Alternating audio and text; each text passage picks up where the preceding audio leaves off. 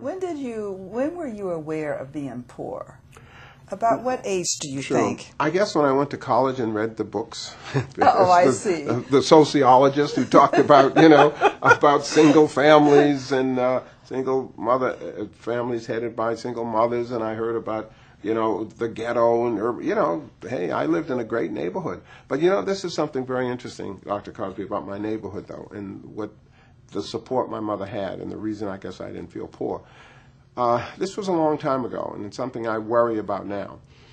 Given, the racial patterns and the segregation of that time, even though we were poor and sometimes on welfare, we lived in a neighborhood surrounded by a lot of other people who were pretty well off, and because they had nowhere else to go. So we all lived in the same neighborhood. We were segregated.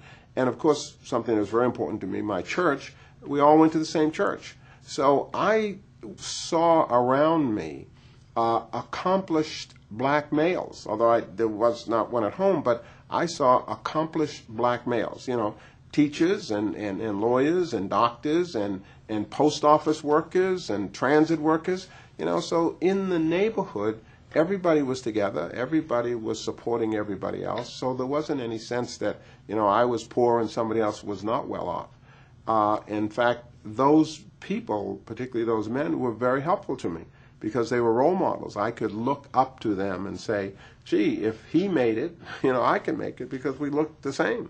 For instance, when I went to my church, the head of my Sunday school, the superintendent, they called him, of the Sunday school, who was a volunteer, was a young lawyer by the name of Edward Brooke, who became the first black United States Senator. Yes. And there was another man in my church by the name of Matthew Bullock, a very accomplished, respected lawyer who had many years ago graduated from Dartmouth College, where he's an All-American football player.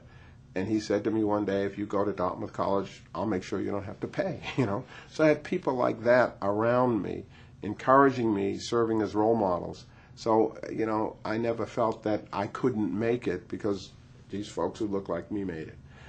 And a point I make now, we don't have that now. You see, because of integration and because of our upward mobility, people who are accomplished move out of the community, the neighborhood in which they might have grown up.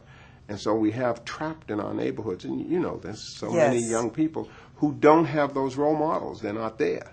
So it means those of us who got out of that situation have to find ways to get back into it, to give back to those kids. Because, look, if you get up every day and the people around you who look like you are selling drugs or doing other things that are, not socially acceptable, you think that's the mode, that's the pattern.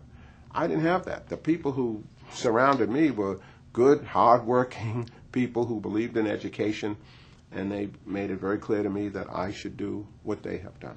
It's wonderful that they embraced you, that the so-called economical differences did not get in the way of influencing each other. No, that's true. Not only did they felt they had a responsibility to do that because they've been through the same thing. They had not started at the top. They worked their way up because they had help. And so they were more than willing to sort of reach out and help me.